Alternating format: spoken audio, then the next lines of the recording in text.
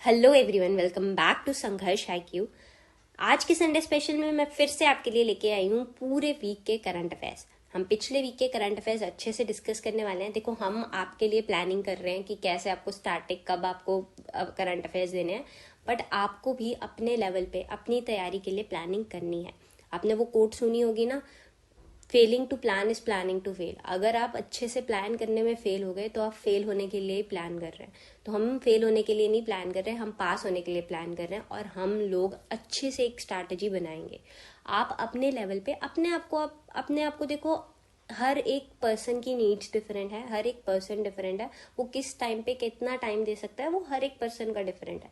तो आपको रियलाइज करना है, आपको ऑब्जर्व करना है कि मैं किस टाइम पे ज्यादा टाइम दे सकता हूँ, क्या सब्जेक्ट्स मेरे वीक हैं, क्या सब्जेक्ट्स मेरे स्ट्रॉन्ग हैं, एंड उसके अकॉर्डिंग आपको प्लान करना है।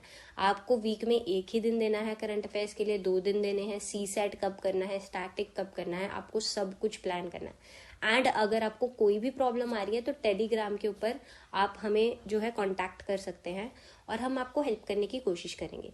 बट आपको अपने लेवल पे कोई भी कमी नहीं छोड़नी है। तो चलो, without wasting any time, let's start the video. तो यहाँ पे सबसे पहले यूनेस्को में क्रिएटिव सिटीज नेटवर्क के अंदर 2 सिटीज इंडिया की, ग्वालियर जो कि म्यूजिक के लिए ऐड हुई और कोझिकोड जो कि लिटरेचर के लिए ऐड हुई हैं। टोटल 55 सिटीज ऐड करी गई थी 31 अक्टूबर को, जिसको वर्ल्ड सिटीज डे भी बोला जाता है, और 2 सिटीज इंडिया में थी। और इसके बाद इंडिया के अंदर टोटल 8 सिटीज हो गई हैं। इसके ऊपर एक पूरी फुल फ्लेज वीडियो बनी है जिसका लिंक आपको डिस्क्रिप्शन में मिल जाएगा। छोटी सी वीडियो है, जरूर देखिए और फिर इससे आपका इस टॉपिक में से सारे क्वेश्चंस अच्छे से कवर हो जाएंगे। Next is India grabs 111 medals at the 4th Asian para games. तो यहाँ पे आपको याद रखना है कि हंगझोउ चाइना के अंदर 4th एशियन पैरा गेम्स हुए हैं। जो एशियन गेम्स थी वो भी चाइना के अंदर हुई थी, ये भी आपको याद रखना है। इंडिया को इसके अंदर पैरा गेम्स के अंदर 5th पोजीशन मिली है, जिसमें 29 gold medals, 31 silver medals and 51 bronze medals है। हाईएस्ट मेडल्स हमें एथलेटिक्स में मिला है 55 मेडल्स। शीतल देवी जो है उन्हें सबसे ज्यादा मेडल मिले हैं, वो आर्चरी से हैं। 3 मेडल्स उन्हें मिले हैं, 2 गोल्ड और 1 सिल्वर। 100 मेडल मिला था दिलीप M गाविड को, gold medal men's 400 metre event के अंदर। Next is 22nd heads of government SCO meet kicks off in Bishkek. S Jaishankar represents India at SCO। SCO क्या है? शंघाई कोऑपरेशन ऑर्गेनाइजेशन, 2001 में बनी थी। रीजनल कोऑपरेशन फोरम है ये, ठीक है। यहाँ पे साउथ एशिया के अंदर रीजनल कोऑपरेशन फोरम हमने बनाया था। हमने नहीं, चाइना के अंदर ये बना था, बीजिंग हेडक्वार्टर्स है यहाँ पे। और 2017 के अंदर जो इंडिया है इसके अंदर इंडक्ट हुआ था पाकिस्तान के साथ, क्योंकि ये चाइना के इनिशिएटिव से बनी हुई थी। तो देखो, चाइना की पाकिस्तान के साथ अच्छे टाइज हैं, तो जब इंडिया को ऐड करना था तो वो पाकिस्तान को नहीं छोड़ सकते थे। इनफैक्ट अभी भी अगर कहीं पे भी इंडिया को ऐड करने की बात की जाती है तो वहां पे चाइना हमेशा ये बात रखता है कि पाकिस्तान को भी साथ में ऐड किया जाए। तो यहाँ पे भी 2017 में इंडिया और पाकिस्तान दोनों ऐड हुए थे, ठीक है। 23rd जो SCO समिट थी वर्चुअल हुई थी, वो PM मोदी इंडिया से उन्होंने, ये देखो ये वाली जो समिट है वो हेड ऑफ द स्टेट की समिट थी, पर इंडिया के अंदर जो हेड ऑफ द स्टेट कौन है? प्रेसिडेंट है, बट वो एक रबर स्टैम्प की तरह वर्क करते हैं, उनके पास एक्चुअल में ज्यादा पावर्स नहीं है। तो इंडिया से जो हेड ऑफ द स्टेट है वो PM मोदी ही अटेंड करते हैं। ईरान को as a 9th member induct कर लिया गया था यहाँ पे। और 22nd SCO heads of the government summit 2023 जो है वो बिश्केक में हुई थी, किर्गिस्तान के अंदर। तो यहाँ पे जो है हमारे, क्योंकि अब देखो हेड ऑफ द स्टेट में अगर PM जा रहा है तो हेड ऑफ द गवर्नमेंट में PM नहीं जाएगा। यहाँ पे जो बाकी कंट्रीज के हेड ऑफ द गवर्नमेंट है उनके पास ज्यादा कुछ पावर नहीं होती। तो यहाँ पे हम जो है अपने फॉरेन मिनिस्टर को भेजा था जो कि S जयशंकर है।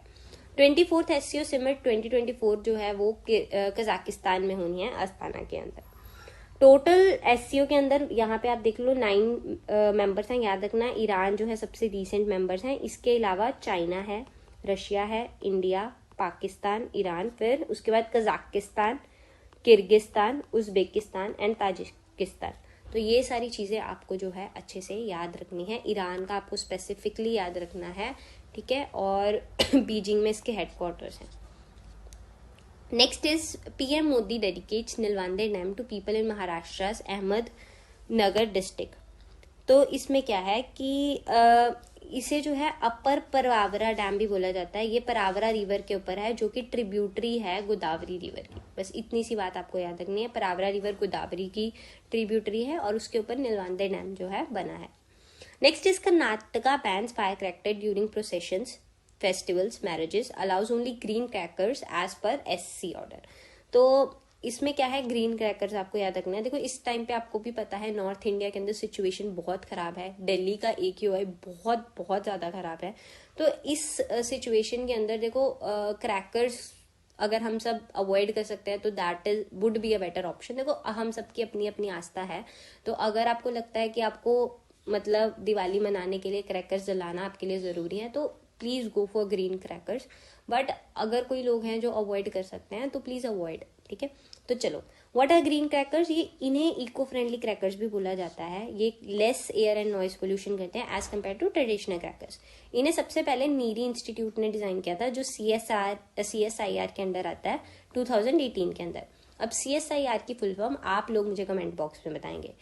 इसके अंदर जो है क्या नहीं होता है, इसके अंदर बैरियम नाइट्रेट नहीं होता जो कन्वेंशनल क्रैकर्स में होता है, और ये सबसे डेंजरस इंग्रेडिएंट होता है। ये 3 ब्रांड्स के अंदर आपको मिलता है, स्वास, स्टार एंड सफल। अब देखो ये तीनों चीजें आपके लिए बहुत इंपॉर्टेंट है। एक तो आपसे पूछ सकते हैं कि क्या इंग्रेडिएंट जो है उसमें नहीं होता, तो बैरियम नाइट्रेट नहीं होता। फिर ये 3 ब्रांड्स के नाम आपको आ जाएंगे और आपसे पूछा जाएगा कि ये किससे रिलेटेड है, तो उसमें आपको याद रखना है कि ये ग्रीन क्रैकर से रिलेटेड है। स्वास, स्टार एंड सफल तीनों S से हैं, ठीक है। और नीरी इंस्टीट्यूट ने इन्हें सबसे पहले डिजाइन किया था। Next is Jamrani dam multipurpose project of Uttarakhand included under PMKSY AIBP। अब ये क्या है? PMKSY क्या है? प्रधानमंत्री कृषि सिंचाई योजना। तो इसके अंदर जमरानी मल्टीपर्पज प्रोजेक्ट जो कि उत्तराखंड का है, आपको याद रखना है ये कहाँ का है, उत्तराखंड का जो प्रोजेक्ट है, इसे कृषि सिंचाई योजना में ऐड किया गया है। कृषि सिंचाई योजना एक सेंट्रली स्पॉन्सर्ड स्कीम है, 2015 में लॉन्च करी गई थी। यहाँ पे जो सेंटर है वो 75% शेयर देता है। इसका ऑब्जेक्ट क्या है कि इन्वेस्टमेंट्स लानी है इरिगेशन के अंदर, हर खेत को पानी मिले, और वाटर की जो वेस्टेज है उसको रिड्यूस करना है, जिसमें हम मोर क्रॉप पर ड्रॉप की बात करते हैं। इसके साथ ही इसके अंदर AIBP जो स्कीम है उसको अमेलगेट किया गया है, जिसमें एक्सलरेटेड इरिगेशन बेनिफिट प्रोग्राम है। ये भी फाइनेंशियल असिस्टेंस स्टेट्स को देता है ताकि वो अपने इरिगेशन प्रोजेक्ट्स जो है उन्हें स्पीड अप कर सके। Next is IAF deploys 3 S-400 missile units on China Pakistan border, process to start delivery of the other 2 units to begin soon. तो इसमें क्या है कि S-400 हमने जो है चाइना पाकिस्तान बॉर्डर के ऊपर 3 डिप्लॉय कर दी है मिसाइल यूनिट्स, ठीक है। तो ये हमने जो है रशिया से प्रोक्योर की है। साथ ही जो न्यूज में रहती है वो है थार्ड, जो कि US ने हमें बोला भी था कि हमसे परचेज कर लो, जिसमें है anti ballistic missile defence system USA का। फिर आयरन डोम इजराइल का। अभी जो इजराइल और हमस में जो वॉर चल रही है उसमें जो भी मिसाइल्स को वो मतलब काउंटर कर रहे हैं तो वो आयरन डोम की मदद से कर रहे हैं। Next is PM Modi dedicates the 77-kilometer stretch of western dedicated freight corridor to the nation। अब इसमें क्या है, सबसे पहले वेस्टर्न डेडिकेटेड फ्रेट कॉरिडोर। देखो जो रेलवे कॉरिडोर्स होते हैं, जो रेलवे ट्रेन होती है वो पैसेंजर ट्रेन होती है और फ्रेट ट्रेन होती है। अभी क्या है कि हमारा एक ही तरह का जो कॉरिडोर है या रूट है जो दोनों ट्रेन के लिए, जिसमें क्या होता है कि फ्रेट कॉरिडोर्स में क्या है, लॉजिस्टिक्स का टाइम बहुत इंक्रीज हो जाता है, जिसकी वजह से कॉस्ट इंक्रीज हो रही है। तो इन चीजों को अवॉइड करने के लिए हम एक सेपरेट कॉरिडोर बनाना चाह रहे हैं, फ्रेट कॉरिडोर, जो कि अभी वेस्टर्न डेडिकेटेड फ्रेट कॉरिडोर पहले बनने की जो बात हो रही है, अंडर कंस्ट्रक्शन है। ये क्या करेगा, ये दादरी से, जो कि यूपी में है, दिल्ली के पास यहाँ पे, इसे कनेक्ट करेगा जवाहरलाल नेहरू पोर्ट नवी मुंबई के अंदर, ठीक है। तो ये जो है टोटल 6 स्टेट्स और यूटीज में से निकल के आएगा, जिसमें महाराष्ट्र, गुजरात, राजस्थान, हरियाणा, दिल्ली एंड यूपी, ठीक है। तो इससे क्या होगा कि जो माल गाड़ियां हैं जिनके अंदर सामान जा रहा है वो जल्दी पहुंच पाएगा, जिससे लॉजिस्टिक कॉस्ट इंडिया में कम होगी, और फिर ऑब्वियसली हम ज्यादा FDI FII वगैरह जो है ज्यादा इंडिया के अंदर आने के चांसेस बढ़ जाएंगे।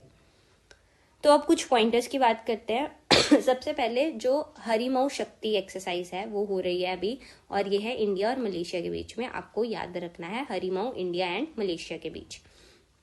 नेक्स्ट इज जो बैलन डी'ओर विन है, ये मतलब best footballer of the year का अवार्ड होता है, 8th टाइम मिला है लियोनेल मेसी को, तो आपको ये चीज याद रखनी है। नेक्स्ट इज पीएम मोदी और शेख हसीना ने इनॉग्रेट किया सेकेंड यूनिट ऑफ मैत्री super thermal power plant Bangladesh में।